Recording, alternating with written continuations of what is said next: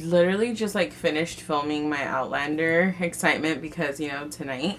And I was like, oh, I need to film a review. And now I'm like really trying my hardest to calm down. I'm so excited. Stephanie Bain, I have a books. I'm a book nerd. There's so many books. I've decided to review Matched by Ali Conde.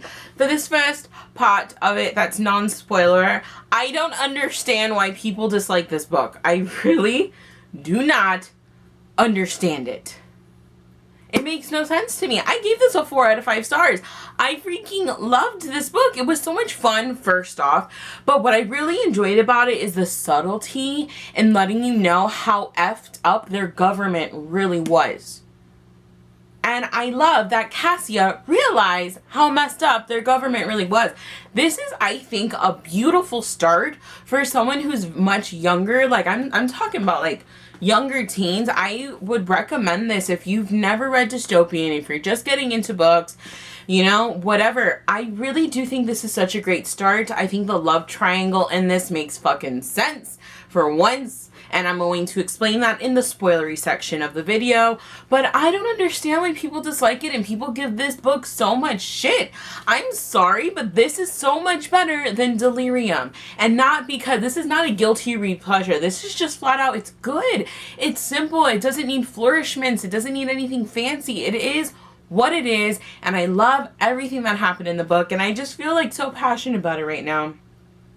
Because yes, this book is a lot like The Giver, but I feel like this book gave us everything The Giver didn't give us, because The Giver is even simpler than this, but this is just like, you know, I really loved it, and people need to stop giving a shit, because I have never heard anything good about this book.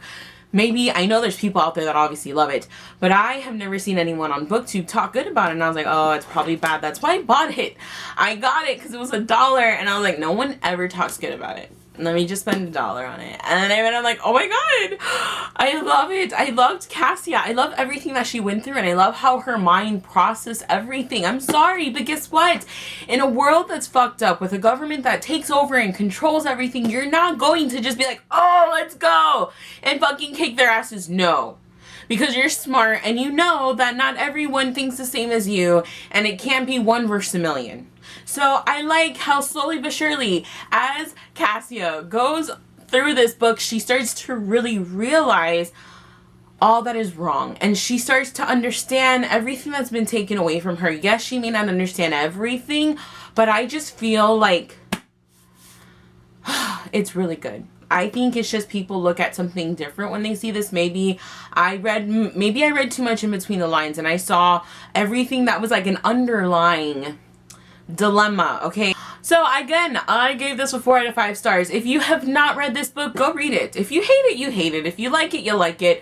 Comment down below what you guys think first off, or what you've heard about it if you haven't read it. And if you have read it, then stay around, because in 2 seconds, we're going to talk about spoilery stuff. Hello everyone! We're here to talk about the spoilers of Matched by Ali Conde. Let's leave that right there. Yep, that just fell because it's paperback. I think the reason why I feel so passionate first off is, again, everyone talks about, oh my god, that's such a horrible love triangle and it makes no sense. Yes, it does make sense. One of the guys, Cassia is told that she's supposed to love Xander because that's the person that the officials, the people above her, have matched her with. You're told to love this person. Obviously, she loves him. Xander's been her best friend since they were kids. It's not love, but she loves him, and she hates the fact that she's lying to him when she starts seeing Kai. Now, I can understand, though, why just randomly seeing an image on the screen would make her be like, this is weird. In a world, imagine in our world right now, they started telling us, you're supposed to love a specific person, the opposite of hers. We're not used to it. So if you tell us this is who we're supposed to marry, obviously you're going to rebel. You're going to go against it. It's human nature for people to go against things. So for her, it was natural to be like, why was there another person's face on the screen? Xander was there and now Kai's there. Like, what the hell is going on? I loved what she did. She did what any normal 16, 17-year-old girl's gonna do. She's gonna start noticing more things. It's like, and why was he on my screen? Like, and then the official comes up to her outside of the game center and starts talking to her, letting her know that it was a mistake, which I'm not gonna lie, I was extremely surprised that it was all like a scheme.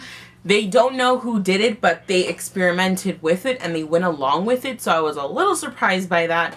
But the love triangle makes sense. It's between someone she's supposed to love and has feelings for, but in a best friend, brother, sister type of way. And then you have Kai, the person that, because they gave her this image and because slowly but surely she started going against what her society's supposed to go with and stuff, she starts to see that it's like, I actually love him. Like, he's the one I love. So, I mean, like, you know, I thought it was so beautiful.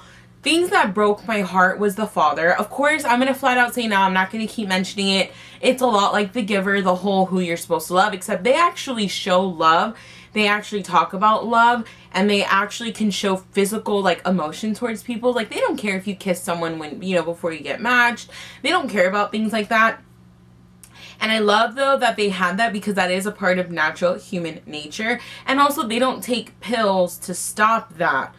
Kind of like in The Giver, how they get their daily injections. Well, those daily injections are meant. Sorry if you don't know. That I just realized was a total Giver thingy. But anyway, it's a lot like The Giver, but it gives us more than The Giver gave us. And quite frankly, I don't even compare the two to each other because I enjoyed both books so much.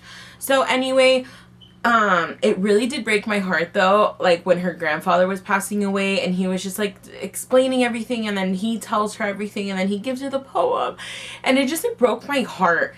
And I just felt like so sad. I was like, oh my God, like your grandpa, like everyone's there and they know and they love and they see that this person that you love is going to get taken away from you. It broke my heart when the grandfather passed away, and it's just like things that you start noticing as the book keeps moving on though is that it's very much like a socialist communist type place where everyone's supposed to be equal. You're told what you can eat, what you can wear, what you can have. You can't have more or less than any other person. Everyone's equal. And that is something that I love because I feel like it's so relevant to today's time and day that people don't understand. I think that's politics. You guys can talk about that elsewhere. But I just loved and appreciated that the book kind of touched on that in a very, like, you don't really realize it though. Like, oh, some people have artifacts and some people don't. So we're just going to take away all of the artifacts that everyone had. That really pissed me off and that broke my heart because I was like, these are things, sorry, I think my camera's a little crooked. These are things that, like, that are handed down to them. This is, like, you know, and it just broke my heart. And that person's tree, their maple tree's not growing, so we're going to get rid of all the maple trees. What happens is because they can't just keep handing out, because it's unrealistic that in a society like that, they're going to just keep giving and replacing a certain person's.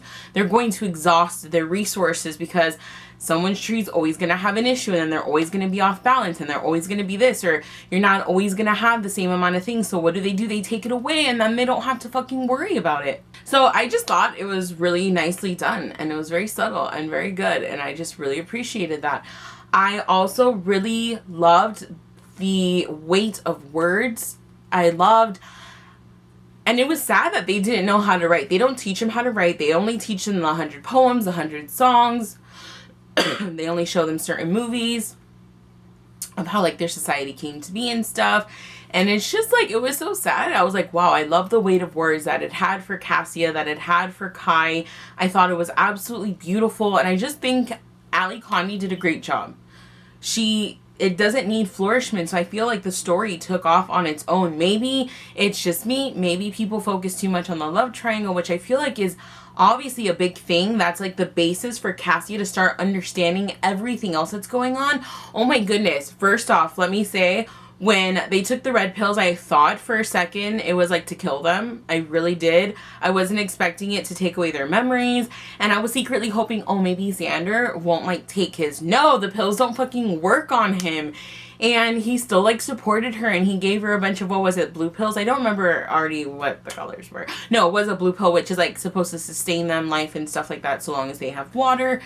And I really love that, and I really loved Kai, and I really love Xander, and I think I choose Kai, I do, because I feel like if he would have been in the pool, I know that they said it was just a con, but I don't think so. I really do feel he would have been matched with Cassia. Like, they're kind of perfect together. And it really just broke my heart that now, I love though that her parents were helping her. Holy shit, I love that. I was just like, yes. And they sent her, yes, it seems harsh, but they're helping her because they're like, no, she needs to go out. But where they helped get her to, she's gonna be closer to Kai, and she has Kai's compass, and I'm just like, please go find him and save the world from all these assholes and like help the outer provinces. So I think my battery is gonna die, but I really did enjoy this. Those are just some of the things I wanted to talk about. I do plan on picking up the second and third book eventually. I just need to buy them first. But I hope you guys enjoyed this. I mean, if you guys dislike the book and you disagree with me, that's totally fine. Like, I have no issues with that. But comment down below what you thought of the book, or what you focused on, or what you got from it, because I got a lot of like underlying problems. You know, like that's just what I focused on, but that could have just been me. But anyway, again, 4 out of 5 stars. Really enjoyed it. I think it's better than what I thought it was going to be. Maybe it was my low expectations, but I hope you guys enjoyed this, and I'll see you in my next video. Bye!